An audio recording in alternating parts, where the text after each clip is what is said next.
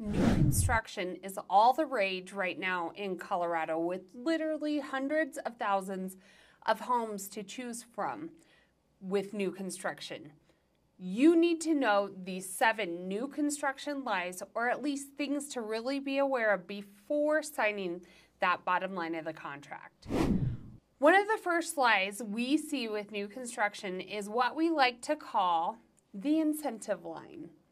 So builders often advertise incentives, which are meant to be discounts or offers that lower your closing costs. However, you need to know a lot of times that incentives can only be used at their design center or if you use their preferred lender. So what's wrong with that? Well, let's take a look if you were to have to use that incentive at the design center aspect. It's important to know what's included and what's not included with the home purchased. We have been there and we've all seen the signs on the side of the road that advertise that they're building from the 300,000s. So then you stop in at the model and you absolutely fall in love with the home, and then you turn around to the builder's rep and you say, so how much will this cost me if I were to build this exact same home, this exact same model? And they break our hearts and they say, well, this exact home is actually $650,000 because there's over $200,000 worth of upgrades, there's a lot premium, and so on and so forth. Now, every builder is going to be different as far as what they consider standard and what's not. So a good rule of thumb is that the more customizable the builder, the more you can expect to be nickel and dimed for every single thing, and the higher price of the home. So in some cases, you may head off to the design center and, picturing all the bells and whistles, maybe even those wood beams from Pinterest, and then the designer will break the news to you and tell you they're over $15,000. Or sometimes the design center may not even have this as an option and you'll need to get that installed after move-in. Now, with that being said, there are some builder upgrades that we typically recommend, and those are typically structural items that you're not going to be able to change in a year or two, or maybe even change at a later time. Some of these structural upgrades include window placement, can lighting, ceiling heights, insulation, grade, cabinetry, and so on.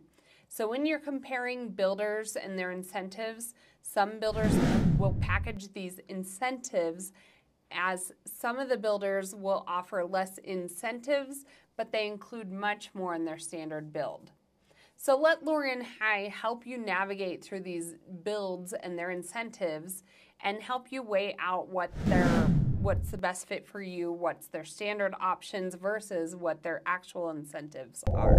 So the second lie that we want to talk about is, or maybe just something to be aware of, is that when that new build company requires you to use the builder's lender, you need to make sure you know which questions to ask that lender, which is many of them right now, if you want to take advantage of their incentives, are requiring you to use their lenders.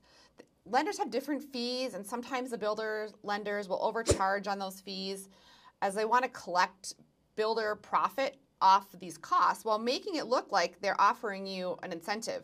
Or you might think you're getting a discount towards closing costs when in fact the lender just delineates that line item to read closing costs, origination costs, title fees, etc.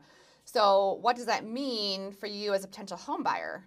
Well, you need to be asking yourself, is this an incentive I have to use? Do I have to use a certain lender? And if the answer is yes or maybe, we often ask our local lender. So we'll reach out to our local lender, show them what we have set in front of us from that new build lender, and we have them take a look at the terms, and he'll tell us, yes, take this deal, I can't beat it, or he may tell us it's a sham and be really cognizant and aware of this builder's lender. They have so many variable fees and maybe hidden fees in these clauses that a variable rate may be increasing each year. So it's really important to understand the lending and the lending fees associated with a builder preferred lender. Or our preferred lender is great, so our local preferred lender is great at understanding the terms the builder's lender is offering and then informing you of the pros and cons and vice versa. He can let us know if the incentive is a good one or not so good one. So red flag number 3, which all builders do, they require you to use their contract forms, which are designed by their attorneys to benefit and protect them. As friendly as the builder reps are, their contract definitely protects them as the builder. And don't get me wrong, I love many of our builders reps, but they know and we know that their contract protects them and their corporate business. So you may go into a contract with certain assumptions, and these aren't exactly lies, but you need to be aware when you sign a builder contract and a deposit and deposit earnest money, it's basically locked in. So you're probably not getting back if you have to back out for any reason, whereas in an existing home and our Colorado real estate contract, there are, if we're using our contract for existing homes, there are several points in the contract that you can back out and get your earnest money back. So at inspection, there are builders in the area that do not even allow you to conduct your own inspection before close. It's a liability for them if they have people other than their subcontractors on that property. So another point is at appraisal. A lot of builders use this clause that reads that if appraisal comes in short, that you as the buyer will make up the difference in cash or possibly be at risk of the contract not going completely through if you don't have the means to make that difference up. So last thing I want to point out is if your lending terms change, your earnest money was used to lock that in, whereas in existing contracts, these specific rights to back out are listed in different terms in the contract, allowing you to get your earnest money back.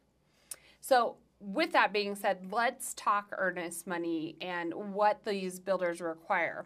On a traditional single-family home, an existing home, earnest money is typically 1% of that home's contract price. So if you're looking at a $500,000 home, you would be required to deposit about $5,000 in earnest money, and you deposit this at title. So now with a new build, typically the deposits can be up to $30,000, sometimes even more, depending on how that builder collects their money and what their contract reads. A lot of times they'll have an initial deposit and then a secondary deposit at design center. So that's a lot of money that you could potentially have to lose or pay out of pocket. And, a lot of times life happens within that 9 to 12 month build time. And if you're building from a dirt start, just know that that earnest money is a lot of times not refundable with these builders' contracts. So the fourth lie or thing to be aware of, let's talk property taxes. So the property tax wild card is another one we need to talk about. At closing, the builder will pay a prorated property tax based on how the house is assessed at the time of closing. Many of them will have a specific clause saying the proration at closing is final and they're not going to pay any shortages afterwards. But since it's new construction, the assessment is based on the land value only. But by the time you close, the tax bill is now valued for both the land and the house, meaning that you end up with a massive escrow shortage during your first year. Now, I want to throw in that if a builder has an inventory home, it's fully complete, ready to sell, and it's been sitting around for a while, the tax value has transitioned from land only to land plus the house.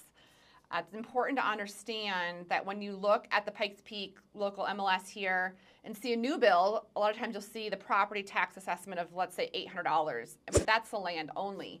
You really should plan for 0.8 to 0.9% of the actual home value when that bill comes through in March and in June. So here in the state of Colorado, property taxes are collected in arrears. Each state's a little different. The property tax lien attaches to the property on January 1st of the tax year and becomes payable on January 1st of the following year. So number 5, it's essential to understand when a discount is really a discount. So builders often advertise prices and discounted homes, but is it really a discount? So keep in mind, a discounted home with a ton of upgrades isn't necessarily a bargain. When a builder tells you that you're getting $200,000 in upgrades, have you ever thought about how they arrive at the pricing upgrades? Sometimes it's nice to be able to ask them for a build sheet so you can see what line item they've added into the home and what it actually costs. So that helps you determine how you know that this is an upgrade, or if it's really, how much money that's worth compared to other builders, or if they're even considered upgrades in the first place. I mean, if you don't want shiplap walls and they value that at, $25,000, is that even an upgrade? Or if the home has a $30,000 upgraded premium carpet and you plan on just ripping that out and putting in your own flooring because you hate the carpet anyway, is that really an upgrade? So I wanted to say this just to make you aware that just because they advertise discounted home, it doesn't sometimes check some of the boxes that you have, and it doesn't necessarily mean that the home is actually discounted either. So I remember walking into a new build home, and it was about to close, and the builder was advertising a gourmet white kitchen with upgraded cabinetry. I opened the cabinet door and it literally fell off the hinges. They were literally brand new.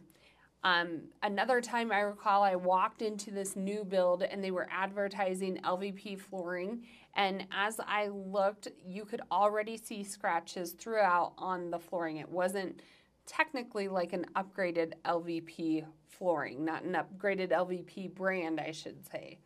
So we've seen a lot. Just wanted to, talk through that sometimes even though they're advertising discounted or a sale price on the home, it doesn't necessarily mean it's the right fit for you. Number 6, this has to do with the list price of the home, actually has nothing to do with its true value. Meaning, it's easy to assume, for example, that if a dozen eggs, this is my example, is $3.99, then it's worth $3.99. Well, then a $400,000 house must be worth $400,000, right? Well, unfortunately, this assumption is not accurate. When you see a list price of a new build, don't take it at face value. Instead, make sure you obtain a comparative market analysis to get an idea of the property value based on previous sales or other homes around it. We do this on every offer when we make an offer on an existing home, so why don't you just always do this on a new build? And this is something we do for all of our new build clients. So you may be surprised at times the value of a home. I mean, just because a builder rep is telling you the home you are standing in right then and there is worth $650,000 doesn't mean it is. We always tell our clients that we will show them the numbers, making sure this is a solid investment, to know they're going into a good financial investment for themselves and their family's futures. Also, don't be fooled by a price reduction. So if you see a 20% price reduction, you might get super excited, right? Adrenaline pumping deal, like you have to act now. But if you saw that same gallon of milk, now for $10, but 50% off, now only $5, you think, what a deal. But at that $5 gallon of milk is still more expensive, you guys, than the typical, what we just talked about, $3.99 gallon of milk. The point is, huge price reduction doesn't necessarily mean you're getting into a great deal. This is why it's so important to use a realtor when purchasing a new home. Here in Colorado Springs, a new construction home, reach out, we can help. So last but not least, number 7, it may not always be a view or open space as it's claimed. Also, please know what's going on to be built, like what's going to be built around that community. A home with a mountain view now may not always be a home with a mountain view later as they continue to build in that neighborhood. So that open space behind the home may be slated even for, future development, maybe even future commercial development. Or sometimes what we can assume would be homes behind may be a field or an open space that you may love compared to, another home directly behind it. So one of the biggest red flags here when talking new builds here in Colorado, sometimes these builders will advertise mountain views They'll say mountain views, but they won't sell mountain views. And that's just to protect their interest in the development of that community. So with that being said, rely on the experts and those that know the area, and make sure we can help you dig into zoning, into future plans for that area, and we can help also value and help you assess the potential resale of that home in the future. So if you're ready to dig into new construction, we would love the opportunity to help you make that move here to Colorado Springs. If you're thinking of making the move, and if you think new builds could be a good option, make sure click that number below. Lori and I help people literally every single day make the move to Colorado Springs, whether that's an existing home or a new build home. We'd love the opportunity to help.